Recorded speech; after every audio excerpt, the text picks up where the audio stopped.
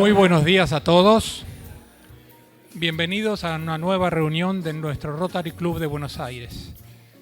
Es bueno verlos a todos y vamos a dar inicio a la reunión, saludando a la bandera de la República Argentina, a la bandera de la Ciudad de Buenos Aires y a la bandera de Rotary Internacional.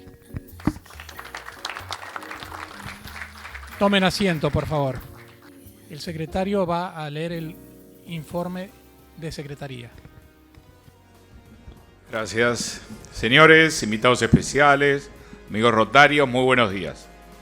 Preside la reunión del día de hoy nuestro amigo Juan Insúa. El orador de la fecha es el doctor Marcelo Joffre y disertará sobre la ilusión bajo el microscopio. Lo acompaña Josep Jessil Simen. El orador será presentado y entrevistado por la periodista Clara Mariño, quien coordinará las preguntas que se le formulen. Los socios que deseen formular preguntas podrán hacerlas llegar a través del celular del club, cuyo número, les recuerdo, es el 24 64 96 31. Le damos además una muy cordial bienvenida al nuevo socio Alberto Alemán, quien se reunió previamente con el Comité de Información Rotaria. Alberto se incorpora como socio activo en la clasificación Enseñanza Ciencias Exactas. Su padrino rotario es Guillermo González Rosas. Participan de la mesa cabecera nuestros socios Gustavo D'Agostino, Juan Carlos Lirossi, Guillermo Noriega, Raúl Beco, José Sánchez Muñoz, León Turjansky, Diego Ranea y Carlos Grimaldi.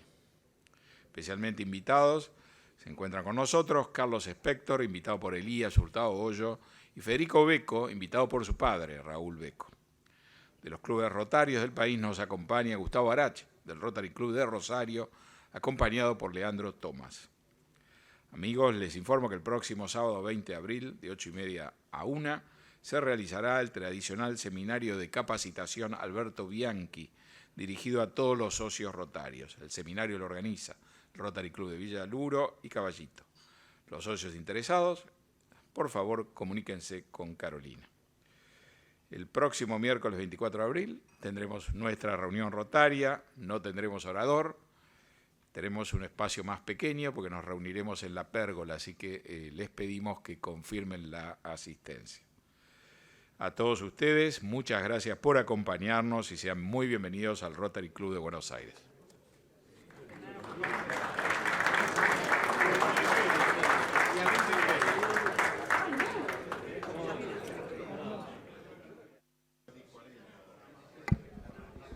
Bueno, vamos a tener hoy el placer de incorporar a un nuevo socio a nuestro Rotary Club de Buenos Aires, pero antes les quería comentar de que nuestro socio Eduardo D'Alessio estuvo en Italia, en el Rotary Club Bergamo Sur, que es el nuevo, y nos han obsequiado un libro para la biblioteca de nuestro Rotary Club, que es Il Teatro Donizetti, que va a quedar en secretaría para quien lo quiera consultar.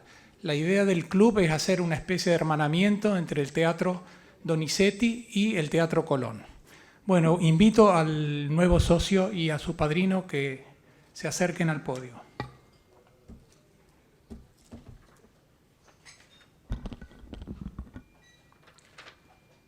Señor Alberto Alemán, clasificación Enseñanza Ciencias Exactas. El padrino Guillermo González Rosas. Ha sido usted elegido miembro de este club porque sus socios saben que es una persona representativa de su actividad y que sus cualidades morales lo habilitan para ser un buen rotario. Estamos seguros que cumplirá con sus obligaciones rotarias y difundirá adecuadamente los principios, objetivos y finalidades del Rotary. Al recibirlo en este ambiente de amistad y propósitos desinteresados, en nombre del Rotary Club de Buenos Aires me complazco en expresarle nuestra más cordial bienvenida. Bienvenido. Le voy a hacer entrega de la galleta y del diploma que lo acredita como socio.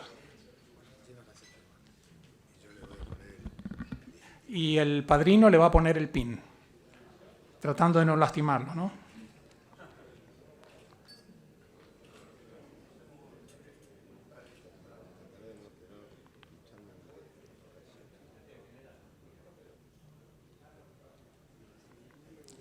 Adelante.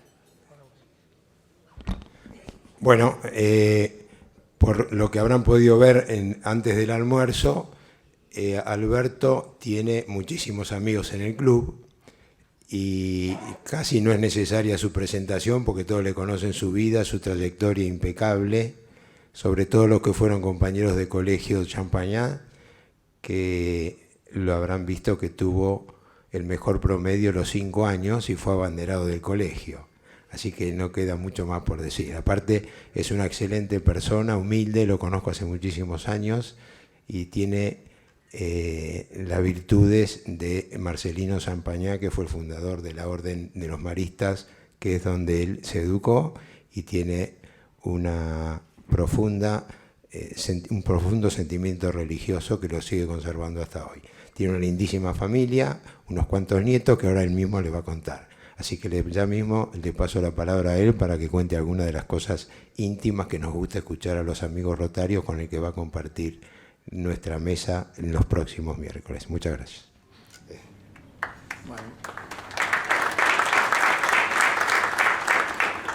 Bueno, muchas gracias, Guillermo. Exageradas las palabras de Guillermo, pero muchas gracias. Bueno, gracias a todos y gracias también a todos los integrantes del club por aceptarme como socio de esta prestigiosa institución. Así que para mí un honor y me siento muy honrado con esto.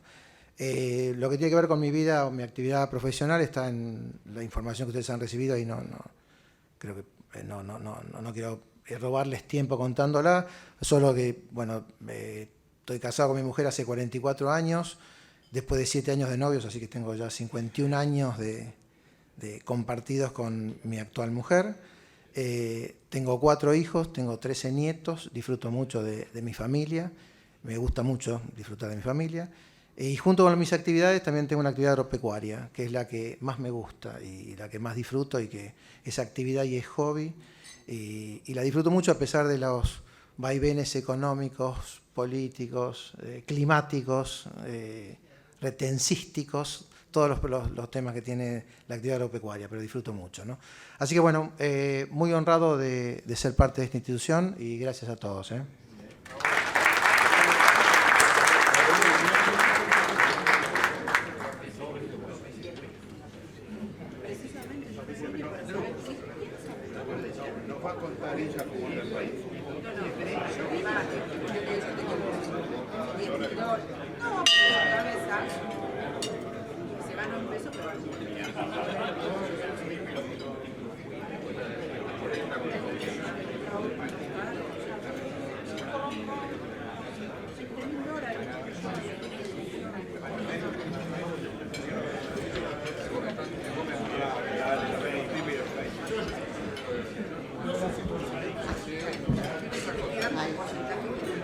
Hola, buenas tardes. Nuestro orador de hoy es el doctor Marcelo Joffre, abogado, periodista y escritor. Dirige el estudio jurídico que lleva su nombre tanto en la ciudad de Buenos Aires como en Misiones. Como jurista ha profundizado temas vinculados a la filosofía del derecho. Como periodista publica sus artículos en el diario La Nación, lo ha hecho también en Perfil y en El País de Uruguay. Condujo programas de televisión y de radio, publicó 2 novelas, Mancha Venenosa y El amor sigue sin nosotros. Es autor de varios ensayos, uno de los últimos es Desobediencia civil y libertad responsable junto a Juan José Sebrelli. Marcelo además ha sido director de la Fundación Victoria Ocampo y fue coordinador de los equipos de narrativa y cultura de Patricia Bullrich durante la campaña electoral. Marcelo, es un placer escucharlo.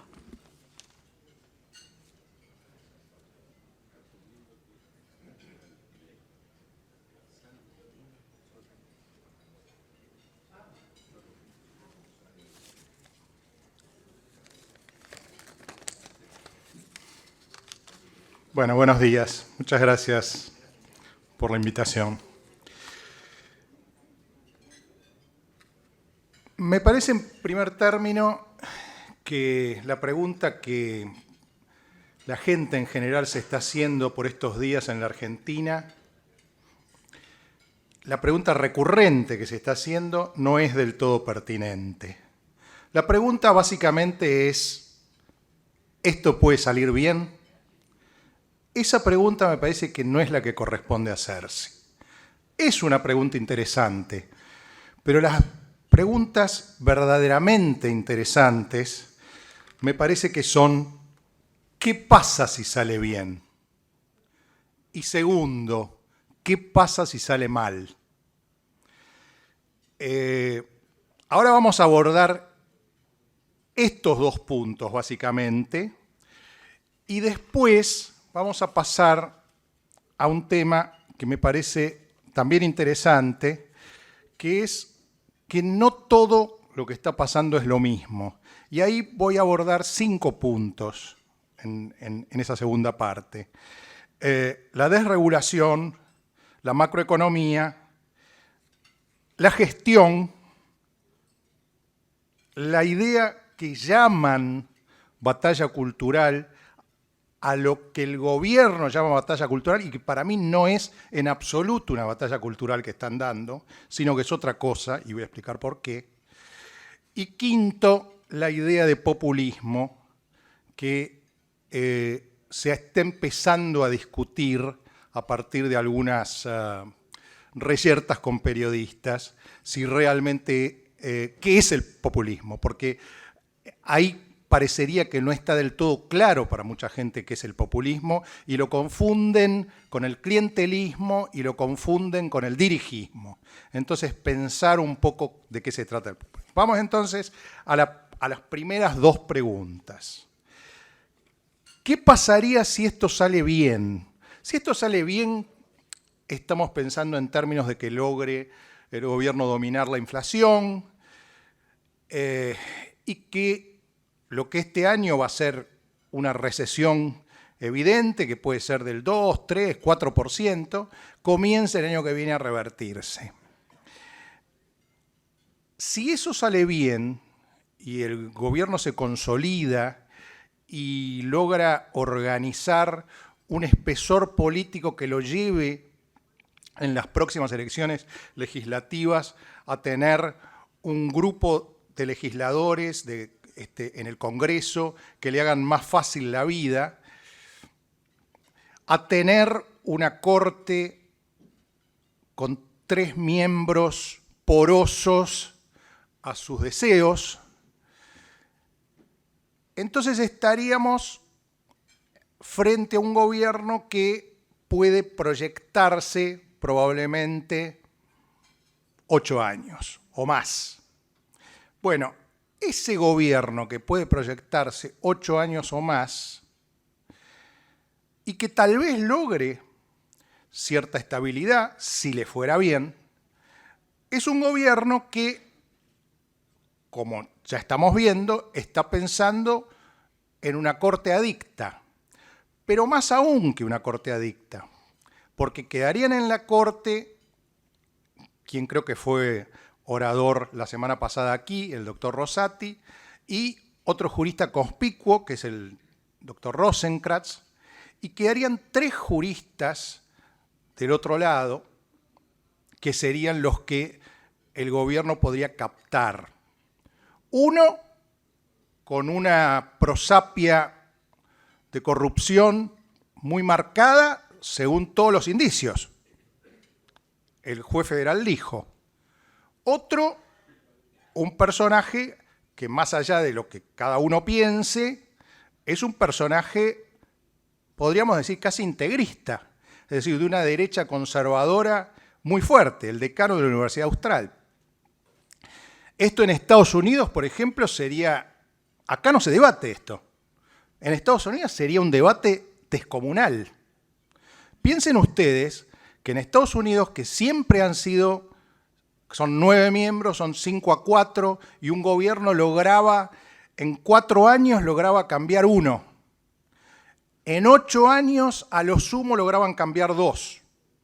Bueno, con Trump eso cambió porque él rompió una tradición cuando alguien muere o renuncia en los últimos 6 meses de un gobierno, nunca en Estados Unidos se nombraba al sucesor. Se esperaba que viniera el siguiente gobierno. Trump rompió esa tradición y hoy hay 6-3 en Estados Unidos. Y pasan cosas tales como que, por ejemplo, se debatía en Estados Unidos el tema de si era lógico, si era legal, si era constitucional, que una universidad pudiera poner entre las condiciones de ingreso la raza, pudiera evaluar la raza como una condición de ingreso.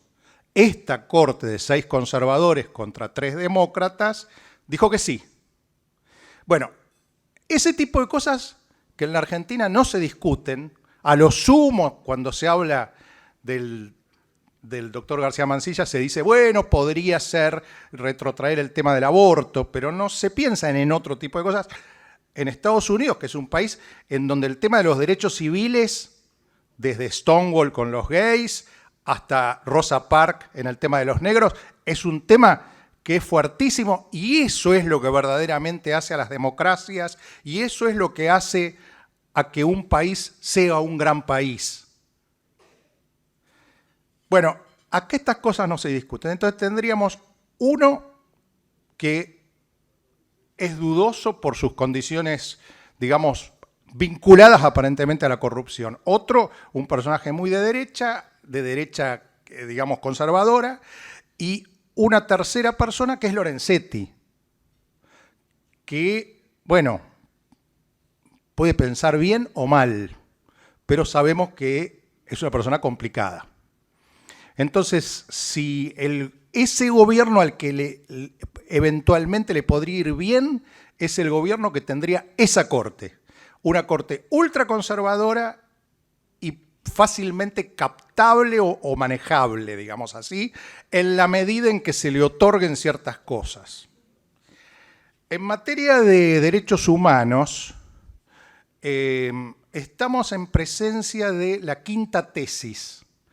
Si durante la dictadura militar sufrimos todos los que la vivimos un bombardeo constante de publicidad del gobierno en donde había un solo demonio, que era la guerrilla que llamaban de infiltración marxista-leninista y los militares que eran los que venían a salvar el país. A eso sucedió una segunda tesis, que fue la de Alfonsín, que era la de los 2 demonios, pero 2 demonios asimétricos, tal como lo describe el prólogo del Nunca Más original. La tercera tesis, que es un poco la de Menem, que uno podría decir, la tesis de Menem podría resumirla en decir, señores, acá no pasó nada. Indulto para todos. Pero tal vez se podría pensar en un sentido más profundo, que Menem dijo, no es que no pasó nada. Vamos a pensar esto en términos de que el país tiene que salir adelante y pongamos como una especie de eclipse sobre este tema. La cuarta tesis, que es la de Kirchner, que es, acá hubo un solo demonio y fueron los militares, y la gran diferencia con Alfonsín es que Kirchner dice de un modo completamente abusivo y casi absurdo, la guerrilla, la subversión, fue la juventud maravillosa, la juventud diezmada, y esos fueron ángeles. Pero además promueve indemnizaciones a esos presuntos ángeles. Y además genera un negocio alrededor de esos presuntos ángeles, a los cuales le dan sueños compartidos, etc. Estamos en presencia con el spot que salió el día 24 de marzo de la quinta tesis. No hay demonios, hay 2 ángeles caídos. Eso es exactamente lo que dice el señor Labraña en un spot que arriba, al costado arriba, tiene el logo de la Casa Rosada. Pero además introduce 2 conceptos más. El concepto de indemnizaciones para las víctimas del terrorismo privado y el concepto de guerra. Es kirchnerismo inverso. Es decir, así como el kirchnerismo introdujo la idea de las indemnizaciones a las personas que habían sido dañadas por el Estado, ahora pretenden darle indemnizaciones a personas que fueron dañadas por organizaciones privadas, Montoneros y ARP. Como si ustedes, por ejemplo, en la calle chocaran y en vez de demandar al que los chocó, demandaran al Estado, porque eso se produjo en la calle. Desde el punto de vista político, algunos dirán, bueno, hay que generar una equiparación. Bueno, esa equiparación jurídicamente no corresponde y mucho menos corresponde cuando se le están negando indemnizaciones a empleados públicos que echan y que tienen 27 años de antigüedad. Entonces, ¿dónde estamos parados en esto? El tercer concepto que introduce el spot es la idea de guerra. ¿Por qué introduce la idea de guerra? Una idea que a todas luces estaba superada, porque es la única forma que tienen de introducir la idea de las indemnizaciones. Si las personas fueron víctimas dentro de una guerra de la cual el Estado participaba, entonces ahí sí hay posibilidad, habría alguna posibilidad de introducir la idea de indemnizaciones. Este es el segundo tema, ya tratamos el de la Corte, el de los derechos humanos. En materia de cultura, yo he tenido algunas experiencias incluso personales. Este gobierno llegó a ofrecerme 2 cargos que, bueno, por distintos motivos no acepté. Yo tengo la sensación de que al gobierno, lo que el gobierno llama batalla cultural, es algo que no tiene nada que ver con la cultura. Lo que llama batalla cultural es la relación entre el líder y el pueblo. Por eso, el líder sale todos los días a torear a alguna personalidad pública, por eso sale a discutir cosas. Una batalla cultural, evidentemente no han leído a Gramsci. Una batalla cultural es otra cosa. Una batalla cultural es, por ejemplo, lo que hacía Alfonsín al hacer la película La Historia Oficial. Una batalla cultural es, por ejemplo, lo que hacía el kirchnerismo cuando llenaba la televisión de series en donde aparecían desaparecidos, etc. Es decir, la batalla cultural es mucho más sutil y mucho, digamos, a la gente no se incorpora, digamos, estos temas de un modo brutal, no se incorporan a los hachazos. Estas cosas requieren la verdadera capacidad de ingresar en los ciudadanos, los cambios profundos, es a través de otras cosas. Bueno, esas otras cosas son las que el gobierno desprecia. Pusieron al frente del CCK a una persona que lo primero que dijo cuando asumió fue: acá no se le va a cambiar el nombre al CCK, porque las instituciones culturales tienen una tradición. Al poco tiempo Adorni dijo: sí, se le va a cambiar el nombre. Y esta señora que está al frente no renunció.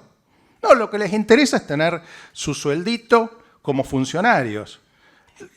Después lo demás no interesa demasiado. Se dijo que se iba a eliminar el Fondo Nacional de las Artes. El Fondo Nacional de las Artes es prácticamente la única institución cultural de la Argentina creada por el liberalismo. Es una idea de Victorio Campo que se consolidó durante la Revolución Libertadora. En el Fondo Nacional de las Artes ha estado en la dirección del Fondo Nacional de las Artes desde Delia Garcés hasta Sergio Renán. Es decir, si hay institución liberal, es esa. Bueno, yo lo discutí bastante con Federico Sturzenegger esto y no lo lograba convencer. Finalmente escribí un artículo en La Nación. Ese mismo día que salió el artículo, Federico me llamó y me dijo que estaba emocionado de haberlo leído y que creía que eso lo tenían que cambiar. El lunes salió en todos los diarios que lo cambiaban y que el Fondo Nacional de las Artes quedaría con el dominio público pagante. A los pocos días me llevó Federico a la Casa Rosada para hablar con los funcionarios.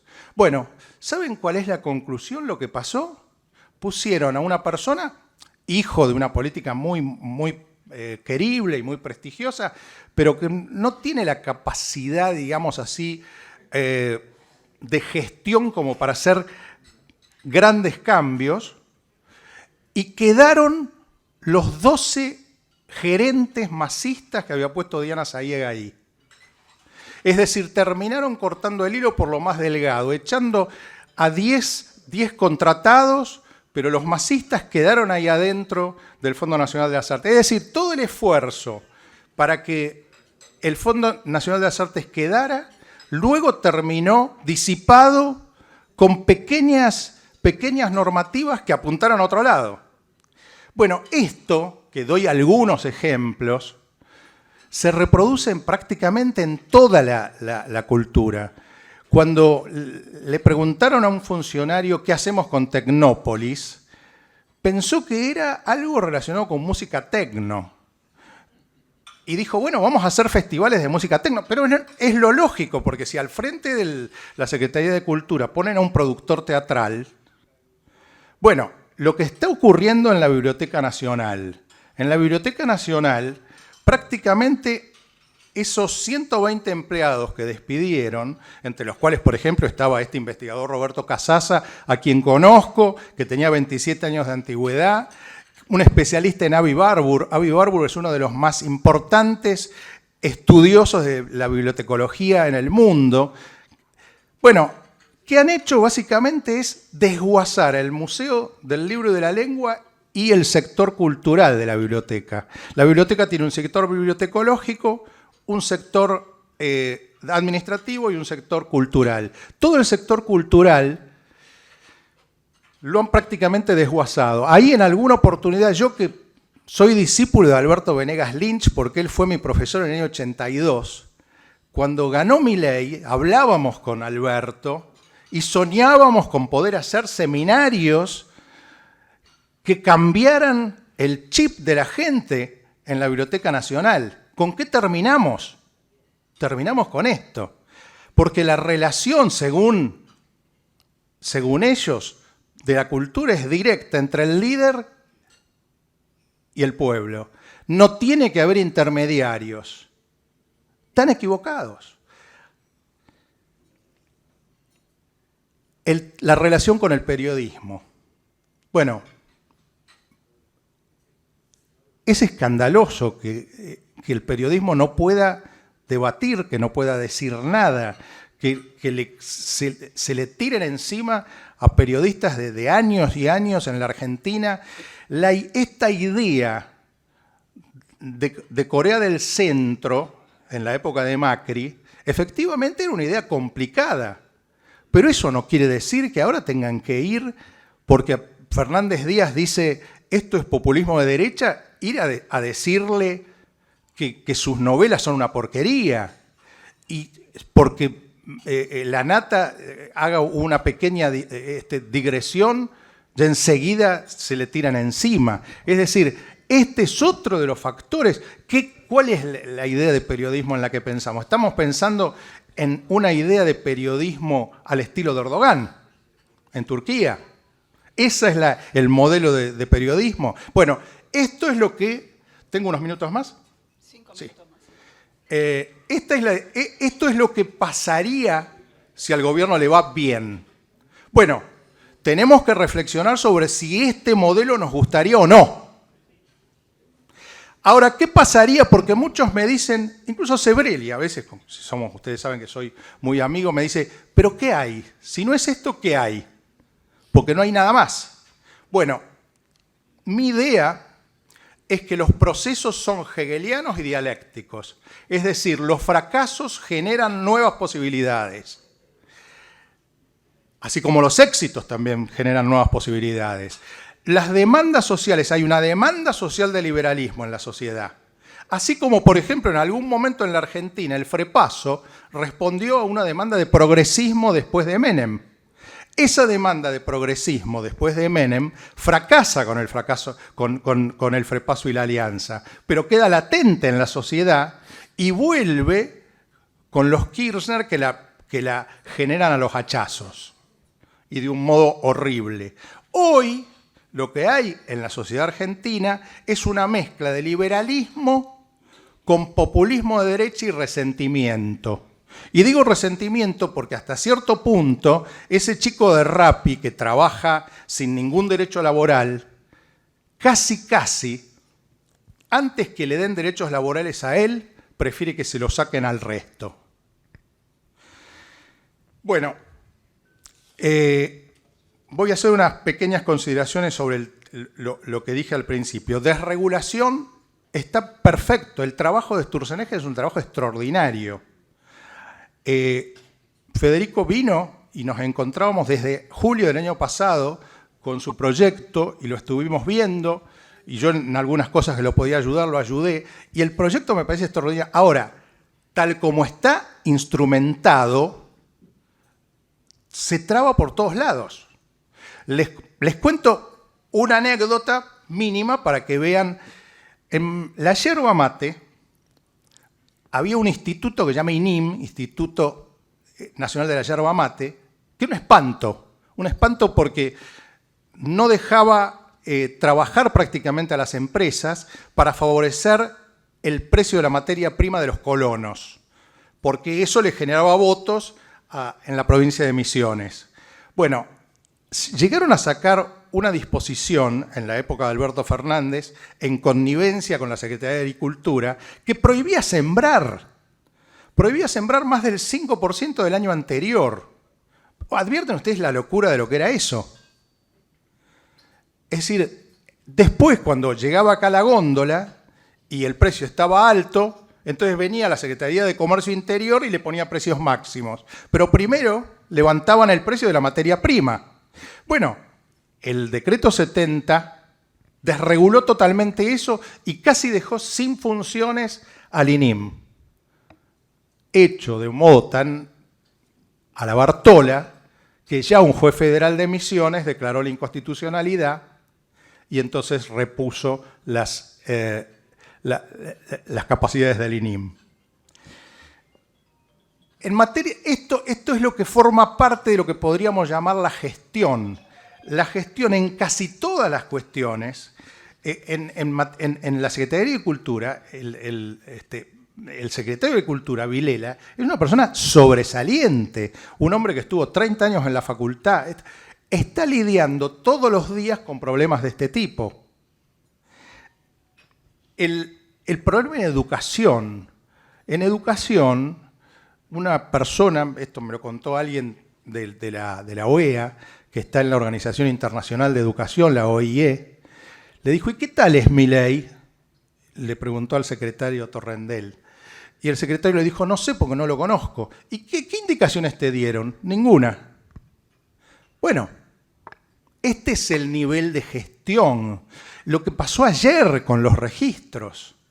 O sea, se hace una cosa, en el mismo día o sea, el nivel de improvisación que hay en la gestión, ni hablar de cultura, o sea, lo de cultura es directamente un escándalo, pero en casi todos los niveles el nivel de improvisación es espantoso. Y finalmente el tema del populismo para cerrar esto. Hay una idea que cuando uno dice esto es populismo de derecha, dicen, no, pero pará, si populismo es otra cosa. Lo que dijo el propio Milei, dice, populismo es usar recursos públicos para cambiarlo por votos. No, eso se llama en la teoría política clientelismo. Lo que es populismo es tomar demandas que pueden ser tangibles o intangibles. ¿Sí? Porque yo puedo tomar una demanda de alguien que necesita vivienda en las villas de emergencia, o puedo tomar demandas de los militares que creen que necesitan una reivindicación. Es decir, pueden ser demandas tangibles o intangibles.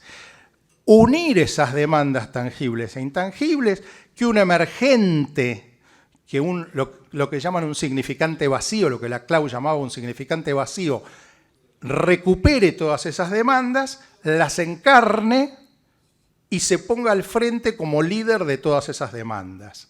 En ese contexto, no necesito decirles que muchas de las cosas que están propiciando son de ese tipo de demandas de grupos que las venían haciendo, ya sea por cuestiones de revancha o por lo que sea. Esto es populismo. Ese populismo es el que nos lleva a ver que, por suerte, nos alejamos del espantoso grupo en el cual estaba el kirchnerismo a nivel mundial, con Nicaragua, con Venezuela, con Irán. Pero ¿con quién nos unimos? Nos unimos con Trump, con Bolsonaro y con Vox, con Orbán, que fue uno de los pocos que vino a la Asunción, y con Erdogan. Bueno, si esto es así, entonces estaríamos en presencia de lo que se niegan a llamar populismo de derecha. Bueno, muchas gracias. Muchísimas gracias. Marcelo, acá me llega una pregunta. ¿No cree usted que habría que hacer una batalla cultural de instrucción económica, ética, honestidad y moral a toda la clase política argentina? Bueno, un poco lo dije antes, pero de vuelta creo que hay una gran confusión sobre qué es batalla cultural.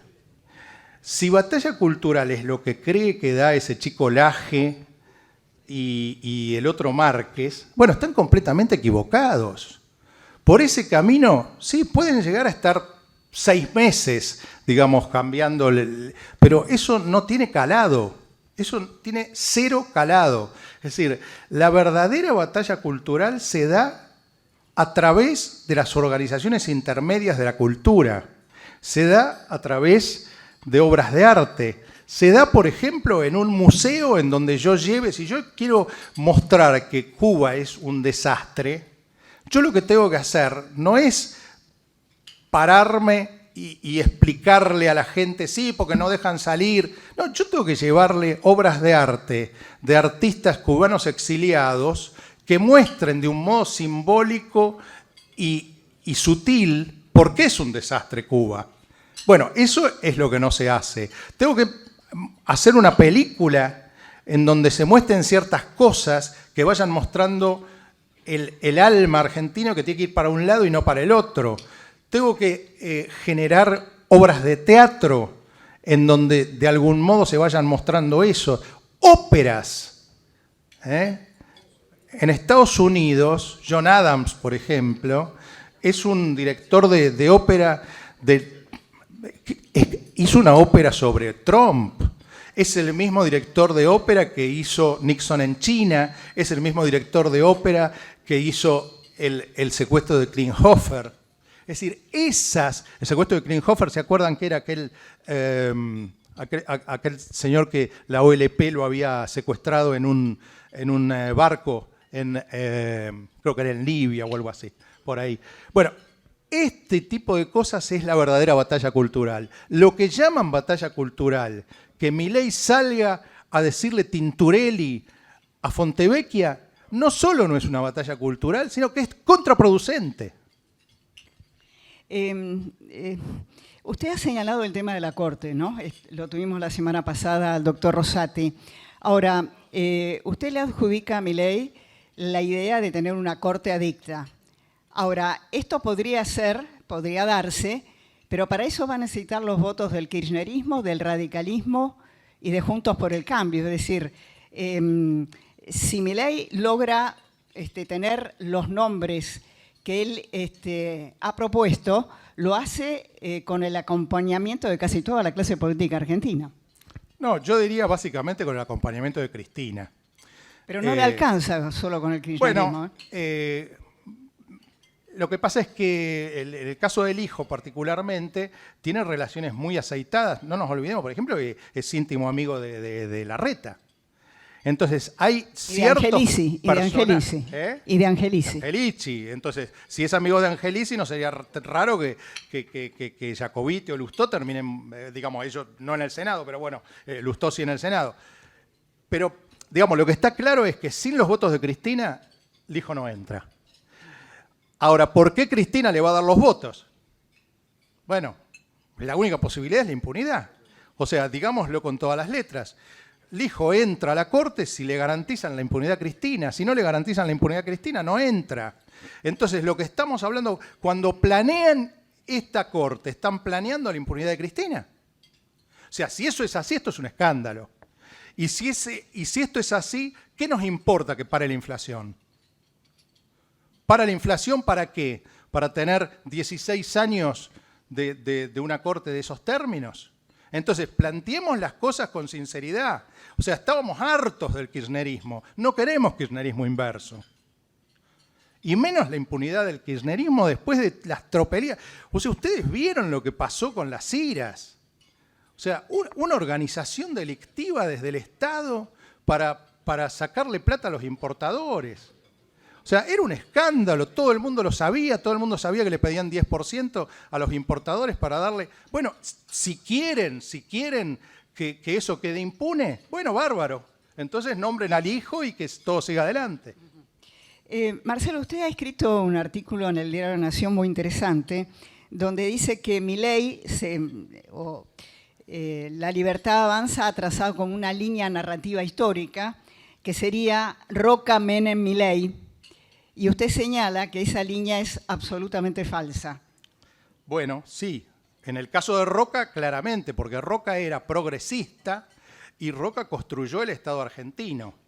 Roca, digamos, construyó no solo el Estado argentino desde el punto de vista práctico, puentes, escuelas, todos los edificios públicos, la unificación territorial de la Argentina, sino desde el punto de vista simbólico. Es decir, Roca fue el constructor del Estado argentino moderno. O creemos en Roca, si creemos en el Estado argentino moderno, creemos en Roca. Bueno, Milei odia el Estado. No lo digo yo, lo dice él.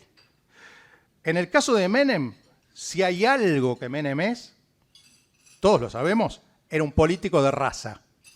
Un político que sabía cuánto valía cada ficha y cuánto se necesitaba para cada voto. Bueno, es lo que están demostrando, en este caso, que no saben hacer. Ahora, si es el tema de la Corte, ahí sí habría una similitud. ¿Por qué cree que Juntos por el Cambio, lamentablemente, o teniendo en cuenta lo que se pensaba hace no tanto tiempo, hace unos meses nada más, que el que ganara la interna terminaría siendo el presidente de la Nación y termina siéndolo Milei? ¿En qué se equivocaron? No, bueno, porque usted estuvo en los equipos de Patricia Bullrich. Sí, y era muy difícil, nos reuníamos todas las semanas y era muy difícil ver lo que estaba pasando, era impresionante. Yo creo que lo que pasó en la Argentina es esto. La sensación de mucha gente, del 20-30% que definió la elección, es que Macri fracasó porque no se animó a ser más autoritario. En el fondo, aunque no queramos admitirlo, esa es la idea de ese 20-25%. Macri tendría que haber avanzado más fuerte, más rápido, se tendría que haber llevado por delante todo. Es más, yo no sé si él mismo no creyó en algún momento eso. Porque no lo hizo, entonces terminamos de vuelta con Alberto Fernández y Cristina en el poder.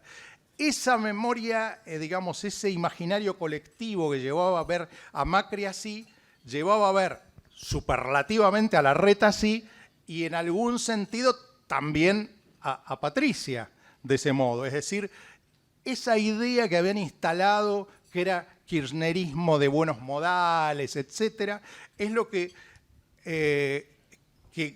digamos, era como una especie de cáncer que tenía adentro Juntos por el Cambio. Bullrich intentó desesperadamente contrarrestar eso con la idea de cambio. Toda su publicidad iba hacia la idea de cambio.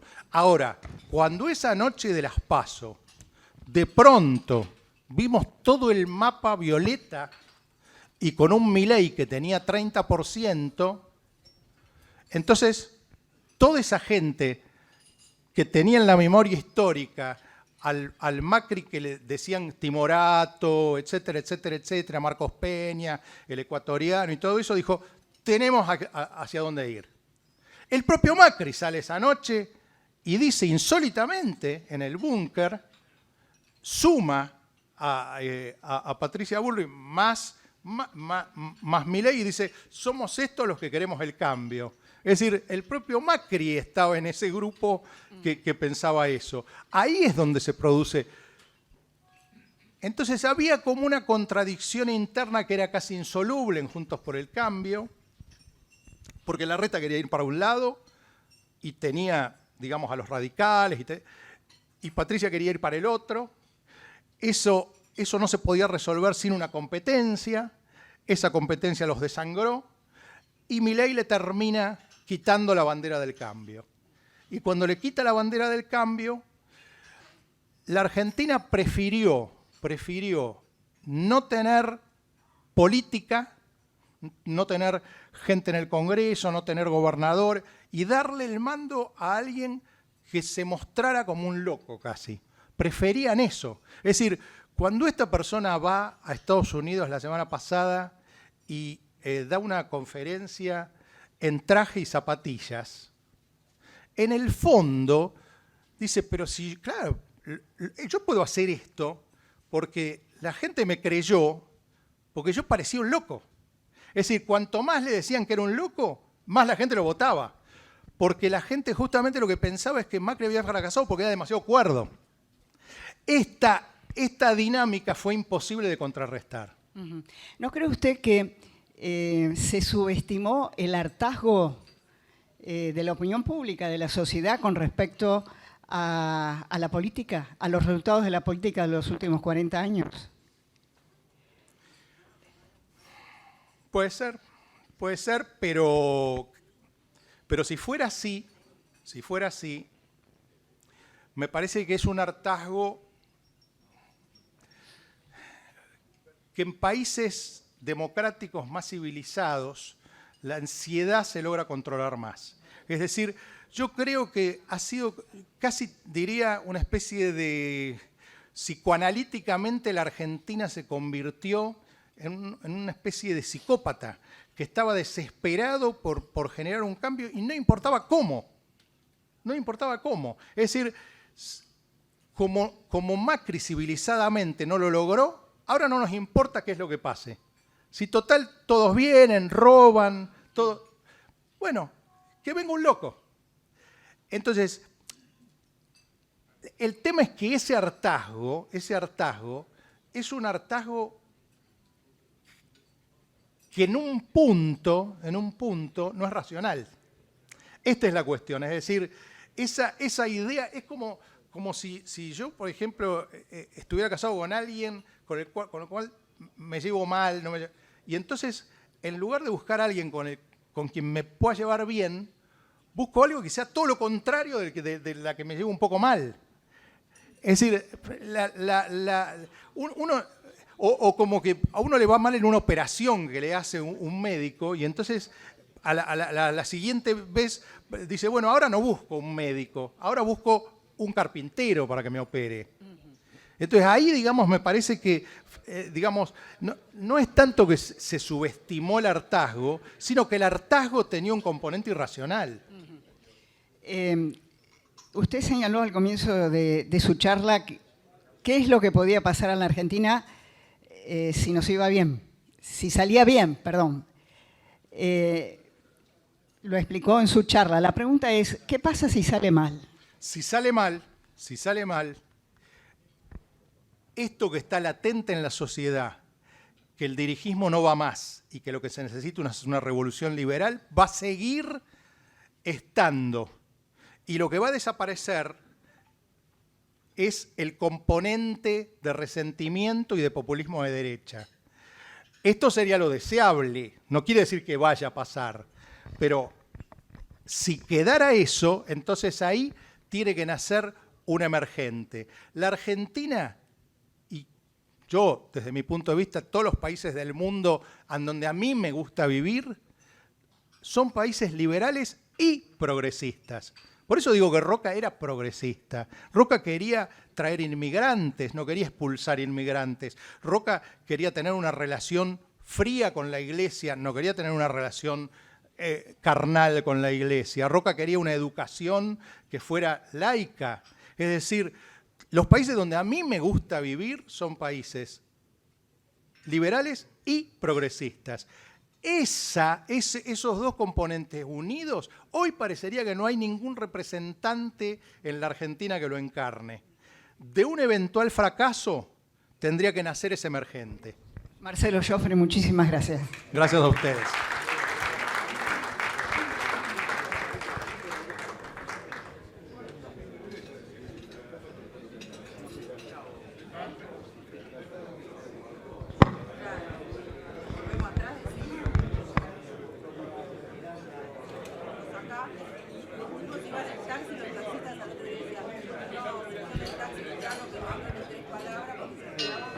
Disculpen, como es costumbre en nuestro club, le vamos a hacer entrega del libro del centenario al orador en agradecimiento por su presencia en nuestro club.